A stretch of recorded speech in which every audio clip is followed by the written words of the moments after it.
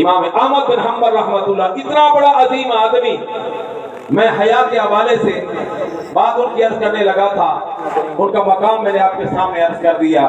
ایک شخص آیا اور کہنے لگا امام صاحب آپ کے دو اشعار ہیں، میں چاہتا ہوں کہ آپ کی زبانی وہ سنوں، اگر مہربانی کر کے آپ مجھے سنا دیں تو مہربانی ہوگی۔ امام احمد بن حنبل رحمۃ اللہ نے فرمایا کون سے اشعار؟ اس نے کہا جی ایک موقع پر آپ نے اشعار کہتے میں سناتا ہوں لیکن سننا آپ سے چاہتا ہوں۔ فرمایا کون سے؟ فرمایا آپ نے ایک دفعہ کہا تھا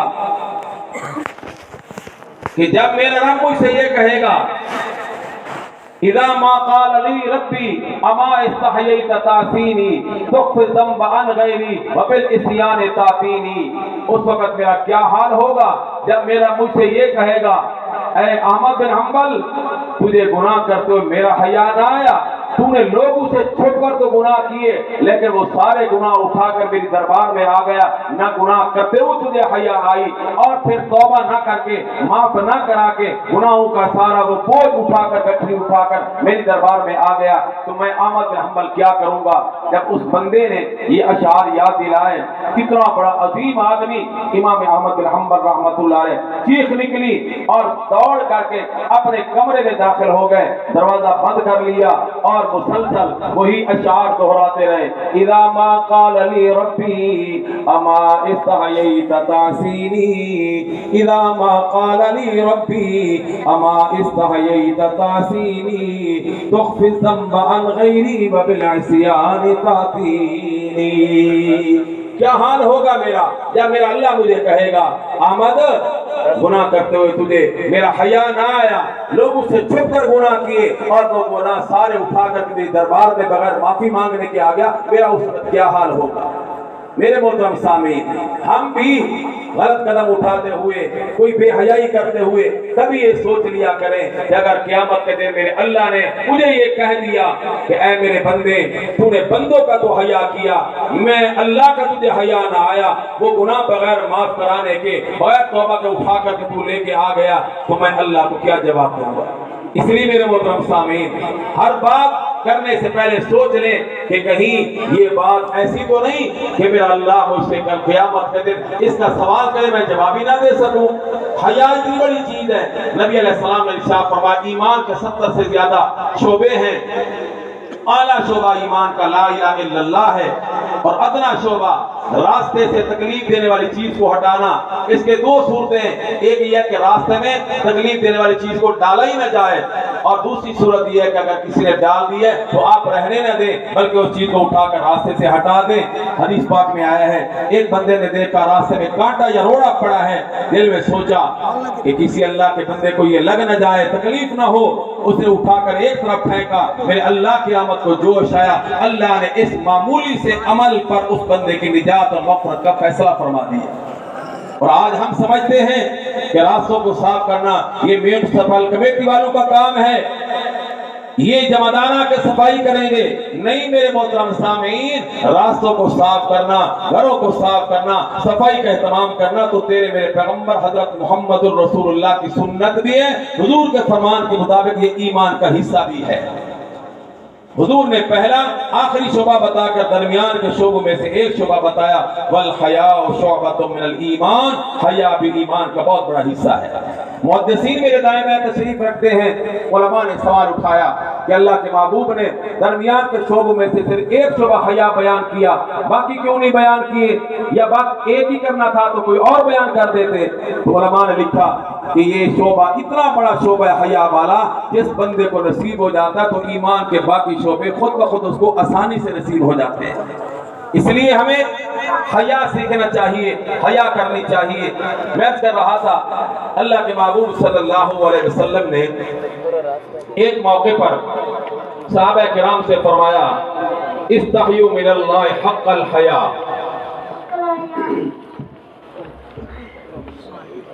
حضرت شاہ صاحب الحمدللہ تشریف لا چکے ہیں، میں انشاءاللہ کوشش کروں گا کہ بات کو جلدی مکمل کروں۔ انشاءاللہ آپ حضرات توجہ رکھیں گے، آپ زیارت ان کی کرتے رہیں اور بیان میرا سنتے رہیں۔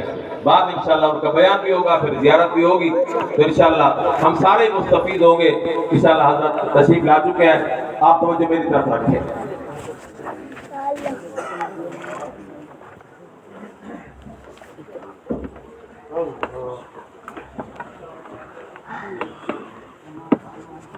اللہ کے محبوب نے صحابہ کرام سے فرمایا، میری جماعت صحابہ کرام، استحیوا من اللہ حق الحیا،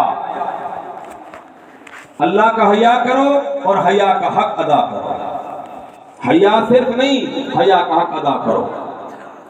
عبداللہ بن مسعود رضی اللہ تعالی جلیل القدر صحابی ہیں اور فقہ حنفی کی بنیاد ہیں۔ وہ فرماتے ہیں صحابہ کرام نے بڑا اچھا جواب دیا، کہنے لگے انا نستحی من اللہ یا نبی اللہ والحمدللہ، اللہ کے حبیب، اللہ کے نبی، الحمدللہ ہم تو اللہ کا حیا کرتے ہیں، اور آپ پھر بھی ہمیں فرما رہے ہیں کہ اللہ کا حیا کرو۔ صحابہ کرام نے جو کہا کہ الحمدللہ ہم تو اللہ کا حیا کرتے ہیں، اس میں کوئی شک نہیں کہ صحابہ بڑے حیا والے تھے۔ آج ان کے حیا کا کوئی ایک ذرہ ہمیں نصیب ہو جائے ہمارے لیے بڑی غنیمت ہے۔ صحابہ کرام کے حیا کا کیا عالم، علماء نے لکھا ہے، حدیث پاک میں آیا، ایک جوان لڑکی گرفتار ہو کر اللہ کے نبی کی دربار میں لائی گئی۔ امام الانبیاء سرکار دو عالم صلی اللہ علیہ وسلم نے اس کافرہ بچی کے سامنے دین اسلام کی تبلیغ فرمائی، ایمان کی دعوت دی۔ اس خوش نصیب جوان بچی نے آمنہ کے لال کا کلمہ پڑھا، مسلمان ہو گئی، صرف مسلمان نہیں بلکہ نبی علیہ السلام کی صحابیہ بھی بن گئی۔ اللہ کے محبوب نے اس کا بڑا احترام اکرام فرمایا اور ساتھ ہی پوچھا، بیٹا یہ بتاؤ کہ مجھ محمد کے پاس رہنا پسند کرو گی یا اپنے والدین اپنے گھر میں جانا پسند کرو گی؟ اس جوان بچی نے عرض کیا، اللہ کے محبوب فی الحال تو میں گھر جانا پسند کرتی ہوں، والدین کو بتا کر پھر آ جاؤں گی، اس لیے کہ میں جانتی ہوں کہ میرے والدین پر میری گرفتاری کی وجہ سے کیا کچھ اثر ہوگا، ان کا دل کتنا زخمی ہوگا، میں آپ نہیں سمجھ سکتے۔ یہ درد آشنا طبیعتیں اس بات کو سمجھ سکتی ہیں۔ اس جوان بچی نے کہا، اللہ کے محبوب میں اپنے والدین سے مل کر انہیں بتا کر پھر آپ کے قدموں میں آ کر زندگی گزاروں گی۔ امام الانبیاء سرکار دو عالم صلی اللہ علیہ وسلم نے اس بچی کی بات کو پسند فرمایا، تو میں بیٹا ٹھیک ہے، تمہارے لیے تمہارے والدین سے ملانے پہنچانے کا میں انتظام کر دیتا ہوں۔ اللہ کے محبوب علیہ السلام نے دو صحابہ کرام کی ڈیوٹی لگائی، میرے صحابہ اس جوان بیٹی کو لے جاؤ، اس کے والدین کے پاس اس کے گھر میں پہنچا کے آؤ۔ یہ جوان دو صحابہ جوان بچی کو لے کر، جو خوبصورت بھی ہے جوان بھی ہے، لے کے چلے میرے کروڑ پکا کے روشن زمین دوستو۔ راستے میں جنگلات بھی آئے، راستے میں بحرانے بھی آئے، راستے میں رات بھی آئی، دن بھی آیا، لیکن ان صحابہ نے اس بچی کی عزت کے ساتھ کھلواڑ نہیں کیا، حتیٰ کہ جب لے کر اس کے گھر پہنچ گئے، اس کے بھائی کے جا کر سپرد کیا۔ ان دونوں صحابہ سے اس کے بھائی نے کہا، ایک سائڈ پہ ذرا رک جاؤ، میری اجازت کے بغیر نہیں جا سکتے۔ صحابہ نے سوچا کہ شاید ہمارا کوئی اکرام کا انتظام کرے گا، آخر اس کی بہن کو ہم نے آ کر اس کے پاس ملایا، اس کے گھر پہنچایا، ہمارے اکرام کا کوئی کھانے پینے کا انتظام ہوگا۔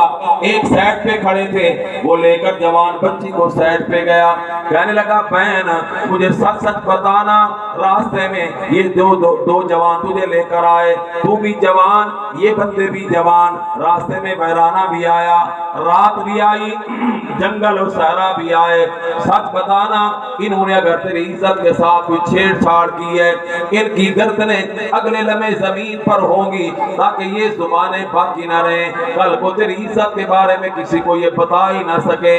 مجھے سچ سچ بتا، تیری عزت کے ساتھ انہوں نے کھلواڑ تو نہیں کیا؟ بس اس کا یہ سوال کرنا تھا۔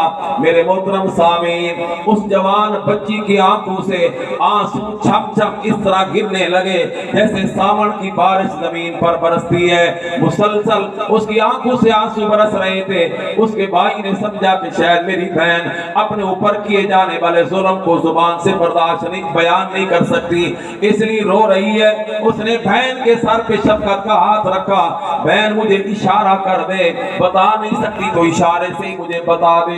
लेकिन बहन ने अपने ऊपर कंट्रोल करके अपने ज़ब्त का मुजाहरा करते हुए कहा, मेरे भाई तू मुझसे ये पूछता है, इन जवानों ने रास्ते में मेरी इज्जत को बर्बाद किया होगा, मेरी इज्जत से खिलवाड़ किया होगा। मेरे भाई मैं आपको क्या बताऊं, जंगल में अब तू खड़ा यहाँ अपने घर में, इन्होंने मेरे साथ जंगल में सफर किया है। अल्लाह की कसम खा के कहती हूँ कि जंगल में इनकी आंखों में जो मुझे शर्म हया आई, तू बेशक मेरा माँ जाया भाई जरूर है, लेकिन तेरी आंखों में मुझे वो शर्म हया नजर नहीं आती। ये अल्लाह के नबी ने एक मुआशरा तैयार फरमाया था, एक जमात अल्लाह के नबी ने तैयार फरमाई थी, जिसे सहाबा किराम कहा जाता है। तो हुजूर ने क्या फरमाया, इस्तहयू मिनल्लाह हक़्क़ल हया, मेरे सहाबा अल्लाह से हया करो, हया का हक अदा करो। तो सहाबा ने क्या जवाब दिया, इन्ना नस्तही मिनल्लाह या नबी अल्लाह वल्हम्दुलिल्लाह, अल्लाह के नबी हम तो अल्लाह का हया करते हैं और इस पर अल्लाह का शुक्र अदा करते हैं। सहाबा ने बिल्कुल बजा फरमाया, 100% सही फरमाया, उनसे बड़ा हया वाला नबी के बाद कोई था नहीं। लेकिन इसके बावजूद अल्लाह के हबीब ने फरमाया, लैसा ज़ालिक, मेरे सहाबा जिसको तुमने हया समझा है, मैं मोहम्मद उस हया की बात नहीं कर रहा। आज मैं तुम्हारे सामने हया की हकीकत बताना चाहता हूँ, असल हया क्या होता है और अल्लाह से हया करने का क्या मतलब है। मेरे मोहतरम सामीन, मैं इंतहाई इख्तिसार के साथ हदीस को मुकम्मल करूं। साहबे कराम मुतवज्जे हुए कि हम तो बड़े हया वाले अपने आप को समझते थे, लेकिन अल्लाह के हबीब फरमाते हैं लैसा ज़ालिक, ये मकसूद नहीं है। हया की हकीकत कुछ और है, तो वो क्या है।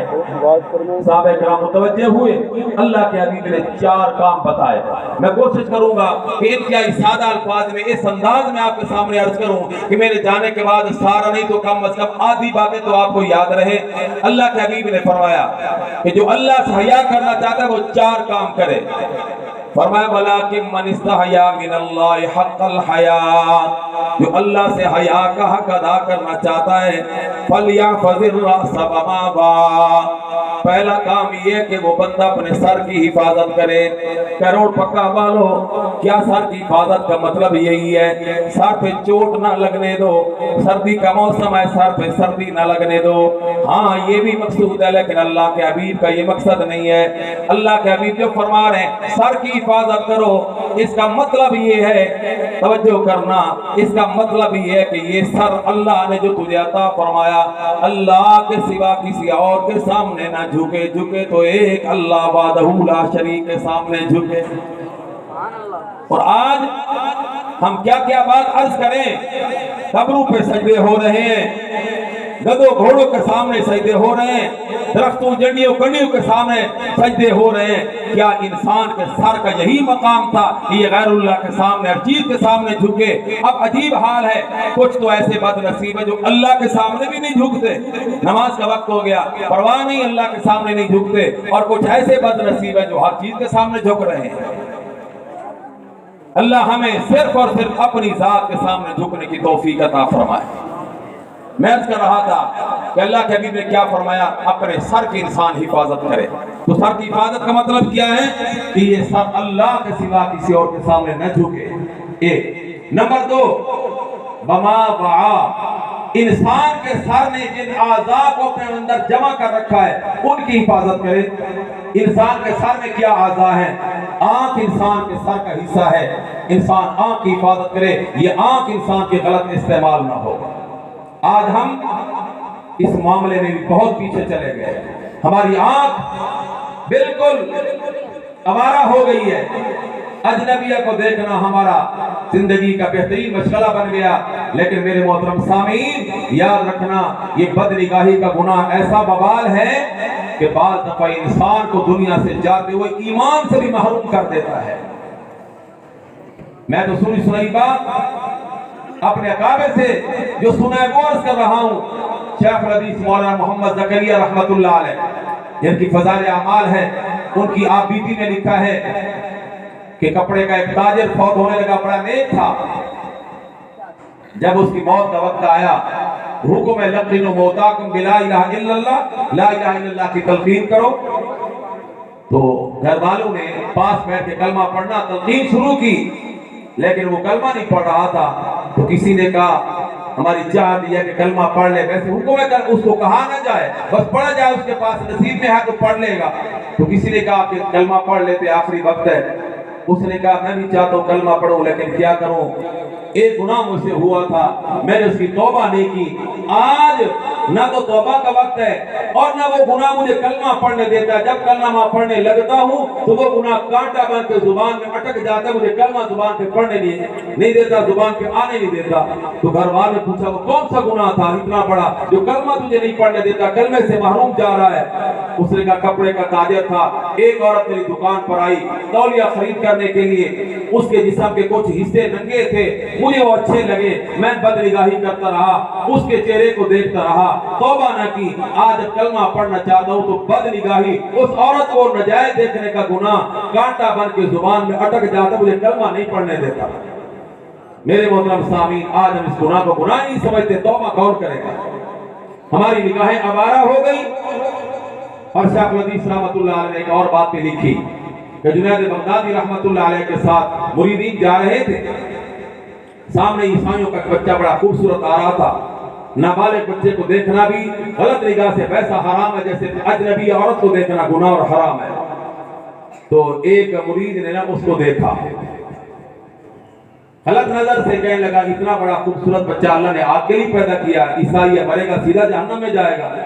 تو جنید بغدادی رحمۃ اللہ علیہ فرمایا توبہ کر، تو نے غلط نظر سے اس کو دیکھا ورنہ سزا لگے گی۔ اس نے کہا سارا جہان دیکھ رہا ہے، ان کو سزا نہیں لگے گی، میں نے کوئی زیادہ گناہ کر لیا، مجھے سزا لگے گی، دیکھ دیکھ کیا سزا لگتی ہے۔ میرے محترم سامعین، ٹھیک تیسرے دن سارا گناہ اس کے سینے سے نکل گیا۔ آج کتنے لوگ ہیں بڑی مشکل سے مشقت کے ساتھ قرآن یاد کیا تھا، لیکن آج قرآن میں یاد نہیں، کبھی بیٹھ کے سوچا کہ مجھ سے آخر قرآن کیوں بھول گیا، میرے سینے سے قرآن کیوں نکال لیا گیا۔ ہم سے کوئی گناہ ایسا سرزد ہوتا ہے جس کی نحوست کے نتیجے میں چونکہ ہم توبہ نہیں کرتے، اس لیے ہمارے سینے سے اللہ قرآن کی چھین لیتا ہے، اور ایسے بھی کچھ ہوتے ہیں کہ موت پہ انہیں کلمہ سے محروم کر دیا جاتا ہے۔ اللہ کے حبیب نے فرمایا اللہ کا حیا کرو، سر کی حفاظت، سر میں جو اعضاء ہیں ان کی حفاظت کرو، ان میں ایک آنکھ بھی ہے اس کی حفاظت کرو، کان ہے اس کی حفاظت کرو، غلط باتیں اسے نہ سنو۔ آج اس ٹچ موبائل نے ہماری نگاہیں پلید کر دی اور ہمارے کانوں کو بھی پلید کر دیا ہے، اور زبانیں تو پہلے ہی ناپاک تھی اور زیادہ ناپاک ہو گئی ہیں۔ غیبت ہماری زندگی کا دن رات کا مشغلہ ہے، گالی گلوچ کرنا ہمارا مشغلہ ہے، اور کسی پر بہتان لگانا ہم اپنا فن سمجھتے ہیں۔ اس لیے اگر ہم نے ان گناہوں کو نہ چھوڑا، اس کا مطلب یہ کہ ہم نے اللہ کا حیا نہ کیا۔ اور ایک بات اور ہے، انسان کے سر میں ایک بڑا قیمتی عضو ہے اور وہ انسان کا دماغ ہے۔ اگر انسان کا دماغ نہ ہو، بندہ کسی کام کا نہیں ہے، پاگل سمجھا جاتا ہے، دیوانہ سمجھا جاتا ہے، کملا سمجھا جاتا ہے۔ اس کو پاکی پلیدی کا، حلال نجائز کا کوئی پتہ نہیں ہوتا، اپنے پرائے کا کوئی پتہ نہیں ہوتا۔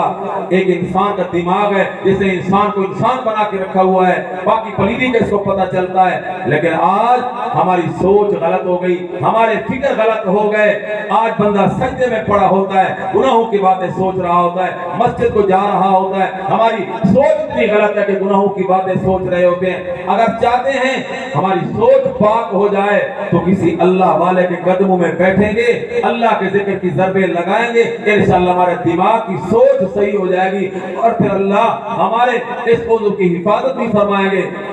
قیامت کے دن اللہ عذاب سے بھی نجات نصیب فرما دیں گے۔ ورنہ قرآن کریم میں ہے، اللہ تعالیٰ دو جگہ فرماتے ہیں، ایک جگہ خبر دی، ایک جگہ اللہ نے حکم دیا کہ ان کے سروں پہ کھولتا ہوا ابلتا پانی بہاؤ، ابلتا پانی سروں پہ ڈالا جائے، ثم صبوا فوق راسهم من عذاب الحمیم۔ ایک جگہ فرمایا یصب من فوق رؤوسهم الحمیم، کھولتا ہوا ابلتا پانی سر پہ ڈالا جائے گا۔ میرے محترم سامعین، کبھی سوچا قرآن نے یہ کیوں بتایا، کیوں کہا اللہ نے ان کے سروں پہ پانی ڈالا جائے گا ابلتا ہوا، یا ڈالو ان پہ پانی؟ اس لیے کہ سر کے اندر دماغ تھا اور اس دماغ کے اندر سوچ بڑی غلط تھی، غلط سوچ کی وجہ سے اب اس کو سزا ملے گی، جب ابلتا ہوا گرم پانی اس کے سر پہ ڈالا جائے گا۔ اس لیے کہ اللہ کے حبیب نے حیا کا پہلا کام کیا بتایا؟ سر کی حفاظت کرو اور سر میں جو اعضاء ہیں ان کی حفاظت کرو۔ اور نمبر 2 فَمَا وَلْيَحْفَظِ الْبَطَنَ وَمَا حَوَىٰ، انسان اپنے پیٹ کی حفاظت کرے۔ پیٹ کی حفاظت کا مطلب یہ ہے کہ پیٹ میں حرام لقمہ نہ جانے دے۔ میرے محترم سامعین، اللہ نے جو رزق دانا ہمارے لیے مقدر فرمایا ہے، ہماری دنیا میں آنے سے پہلے اللہ نے ہمارے رزق کا فیصلہ فرما دیا ہے۔ اب ہمارا کام ہے اللہ سے حلال طریقے سے لینا۔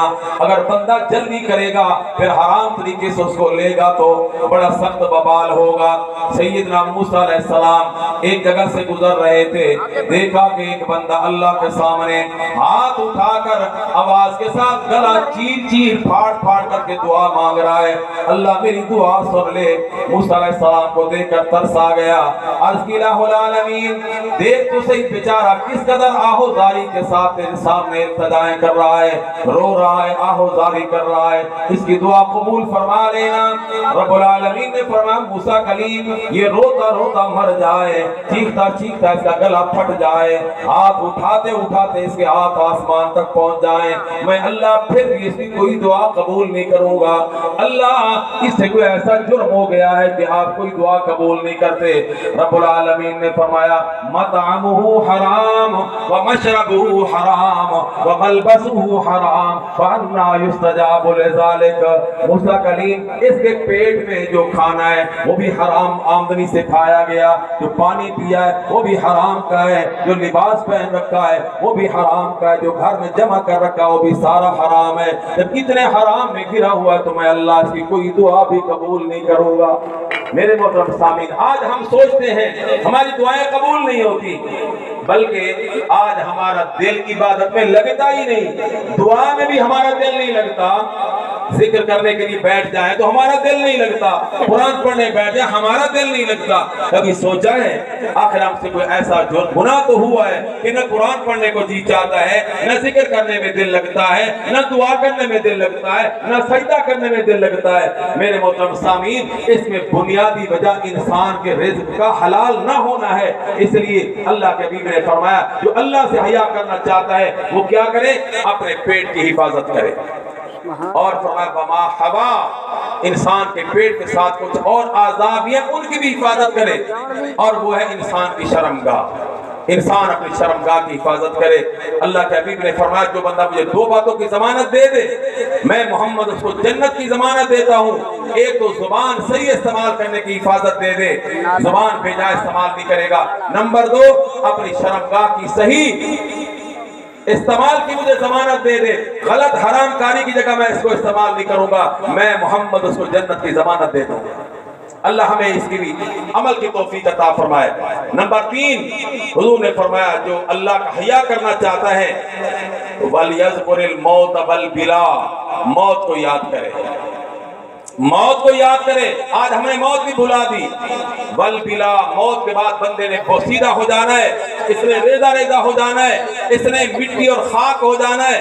انسان بیٹھ کے کبھی سوچے، یہ بزرگان دین، ہمارے پیر حضرات، یہ ہمارے مرشد حضرات جو ذکر اللہ کے بعد ہمیں مراقبہ کراتے ہیں، اس میں یہ ساری باتیں آ جاتی ہیں۔ بندہ جہاں کچھ اور مراقبے میں سوچے تو یہ بھی سوچے گویا میں مر گیا، میں قبر میں جا رہا ہوں، پھر قبر میرے ساتھ یہ حشر کر رہی ہے، پھر میں مٹی ہو رہا ہوں، پھر میرے ساتھ کیا ہونے والا ہے۔ ایک کتاب میں نے پڑھا کہ ایک بندہ فوت ہوا اور اس کے 2 بیٹے تھے، وراثت میں اختلاف ہو گیا، خاص طور پر ایک دیوار کے معاملے میں۔ یہ کہتا یہ دیوار میرے حصے میں آتی ہے، دوسرا کہتا یہ دیوار میرے حصے کی ہے۔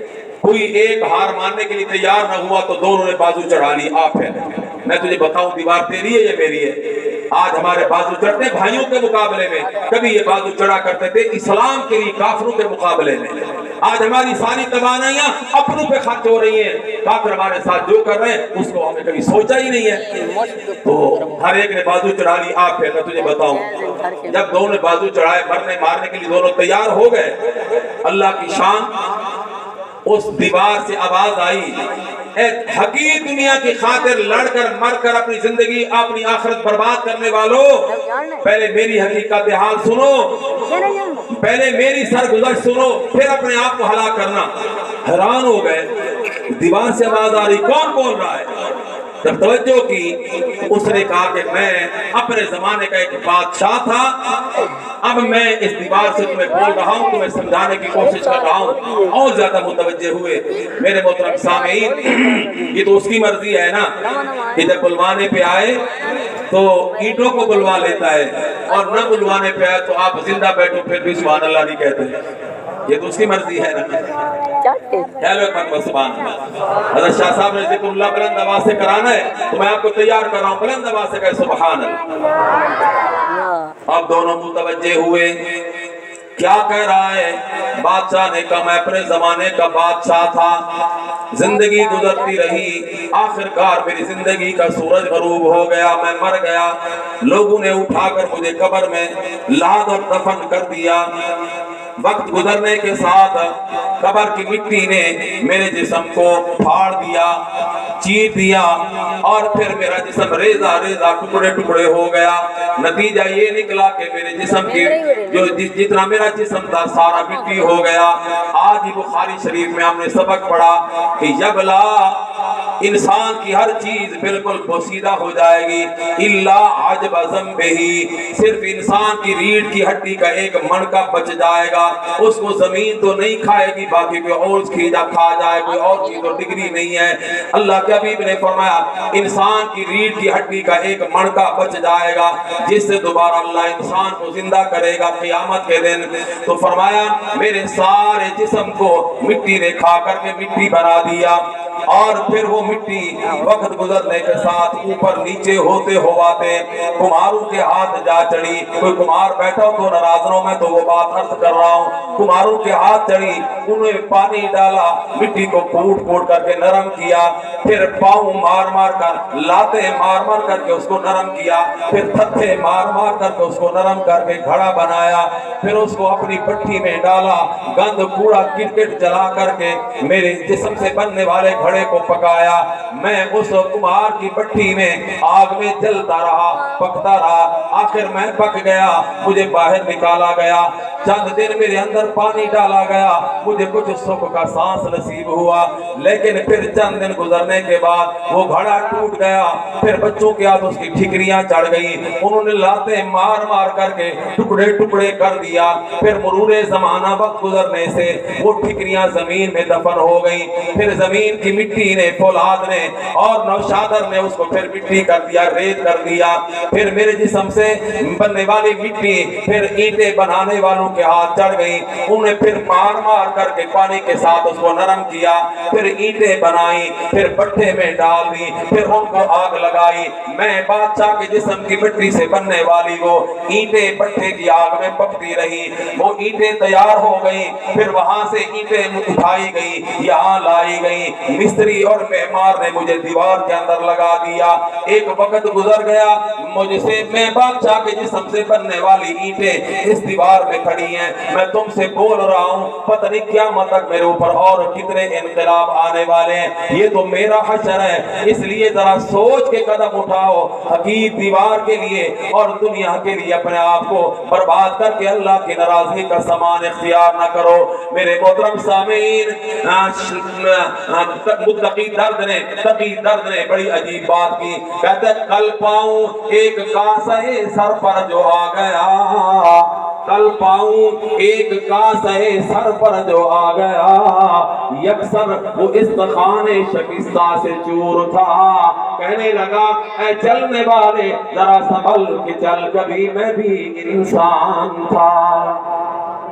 ایک اور آیا، اس نے کہا میں نکلا ایک شام شہر کو، دل میں کئی ارمان تھے، فلاں چیز لوں گا، فلاں کھاؤں گا، فلاں پہنوں گا، فلاں چیز دیکھوں گا، میں نکلا ایک شام شہر کو، دل میں کئی ارمان تھے، ایک طرف تھی سبز جھاڑیاں، ایک طرف ٹوٹے ہوئے قبرستان تھے، پاؤں تلے آ پڑی ایک ہڈی جس کے یہ بیان تھے، اے چلنے والے ذرا سنبھل کے चल कभी हम भी इंसान थे।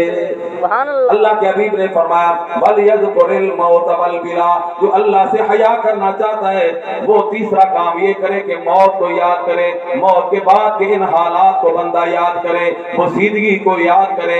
और चौथा काम, आखिरी बात, अल्लाह के हबीब ने फरमाया वमन अरादल आखिरता तरक ज़ीनतद दुनिया, जो दुनिया जो आखिरत को चाहता है अल्लाह मुझे आखिरत में सुरखरुई नसीब फरमा दे, आखिरत में कामयाबी नसीब फरमा दे, जहन्नम के अजाब से अल्लाह निजात नसीब फरमा दे। तो तेरे मेरे पैगंबर हजरत मोहम्मद रसूलुल्लाह सल्लल्लाहु अलैहि वसल्लम ने फरमाया तरक ज़ीनतद दुनिया, वो दुनिया की ठाट बाट, दुनिया की ज़ेब ज़ीनत को छोड़ दे।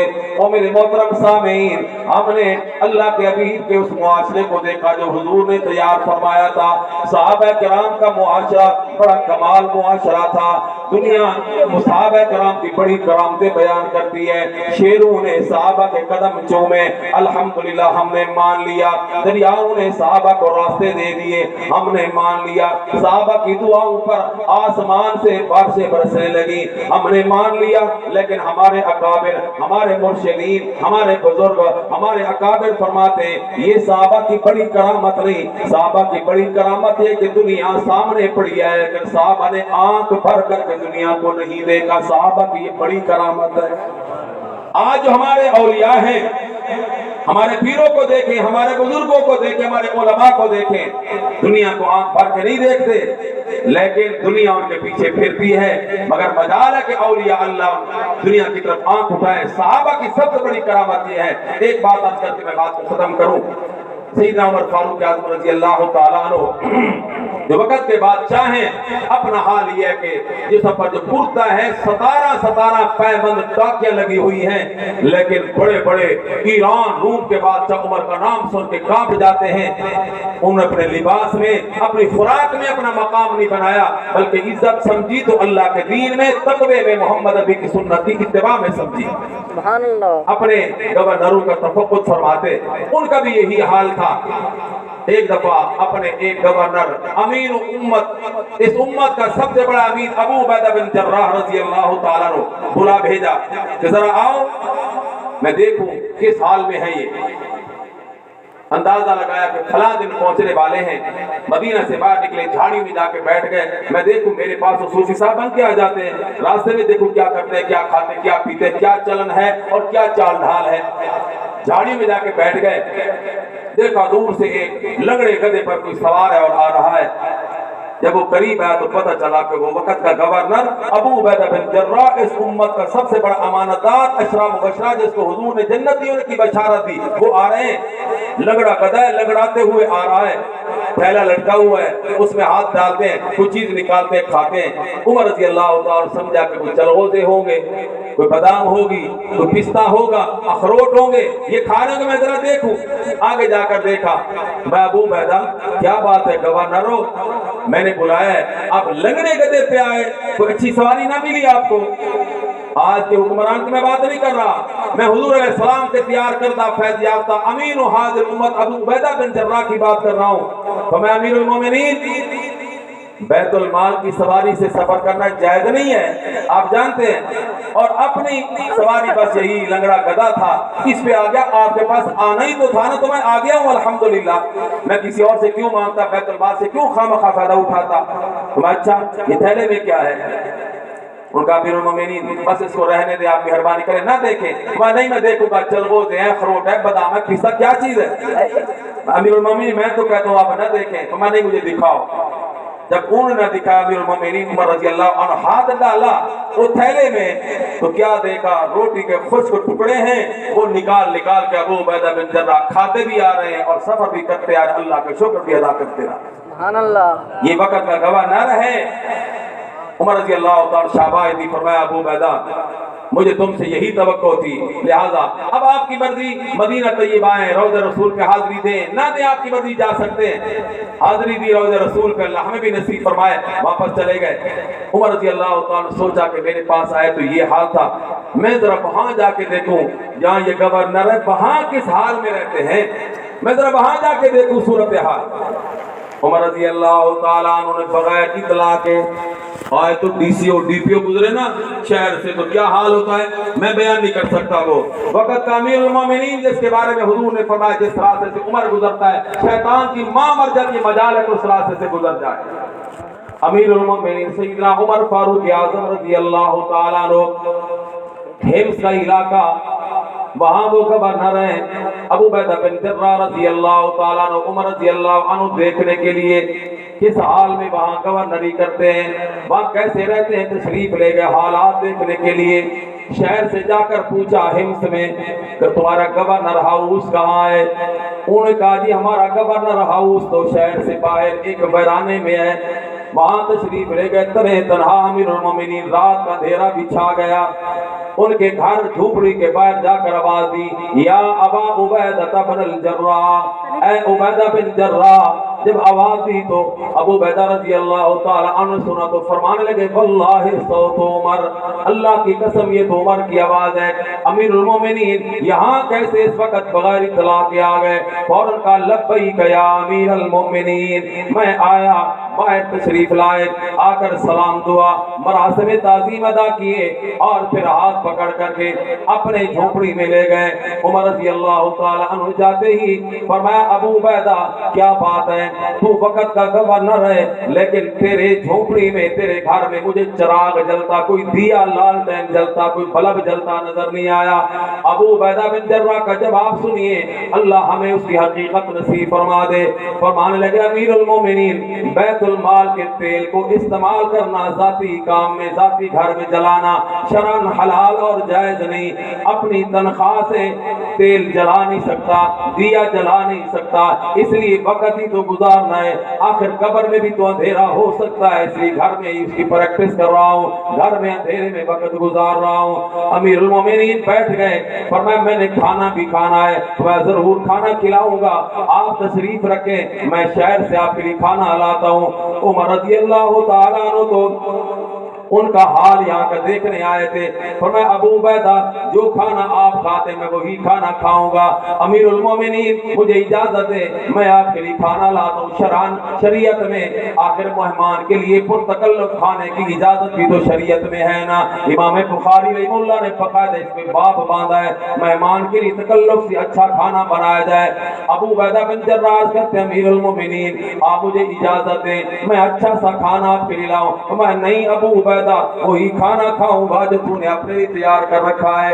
ابو عبیدہ رضی اللہ تعالیٰ عنہ عرض کیا امیر المومنین میری رائے تو یہ ہے کہ آپ میرے کھانے کو نہ دیکھیں نہ کھائیں ورنہ پھر یاد رکھیں آپ اپنی آنکھوں پہ کنٹرول نہیں کر سکیں گے. میں ایڈوانس آپ کی خدمت میں عرض کر رہا ہوں. امیر المومنین نے فرمایا لائیے نہ وہ کھانا وہ نیچے چارپائی کے رکھا ہوا کھانا تھا. اچھا وہ کھانا رکھا ہوا تھا وہ لا کر کے حضرت عمر رضی اللہ تعالیٰ عنہ کے سامنے ہاتھوں سے نرم کر کے پیش کیا.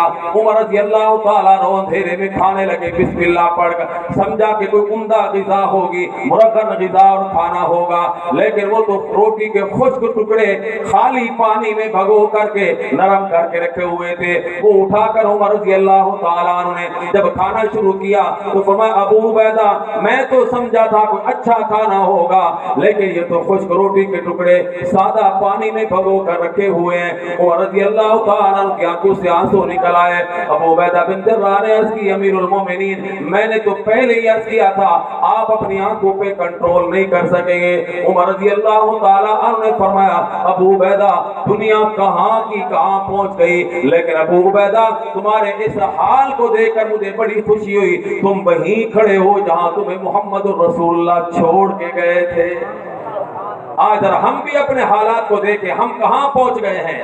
میرے محترم سامعین اللہ کے حبیب صلی اللہ علیہ وسلم نے فرمایا کہ جو بندہ یہ 4 کام کر لے میں پھر دہراتا ہوں بات ختم کرنے کے لیے تاکہ بات حدیث اچھی طرح یاد ہو جائے. جو اللہ سے حیا کا حق ادا کرنا چاہتا ہے سر کی حفاظت غیر اللہ کے سامنے نہ جھکے اور سر میں جو اعضاء ہیں دماغ ہے اسے غلط نہ سوچے. دماغ کی غلط سوچ اللہ کے ذکر سے اللہ والوں کے قدموں میں بیٹھنے سے صحیح ہوگی. کان کی حفاظت آنکھ کی حفاظت زبان کی حفاظت دوسرے نمبر پر پیٹ کی حفاظت، پیٹ کے ساتھ شرمگاہ کی حفاظت۔ نمبر 3 موت کو یاد کرے، موت کے بعد کے حالات کو یاد کرے۔ نمبر 5 جو چاہتا ہے دنیا میں اللہ آخرت میں مجھے عزت عطا فرمائے، وہ دنیا کی زیب زینت کو چھوڑ دے، آخرت کی کامیابی ملے گی۔ اللہ کے حبیب نے فرمایا من فعل ذالک، جس نے یہ 4 کام کر لیے، فقد استحیا من اللہ حق الحیا، اس بندے نے اللہ کا حیا کیا اور اللہ کے حیا کا حق ادا کر دیا ہے۔ میرے محترم سامعین، آج اگر ہم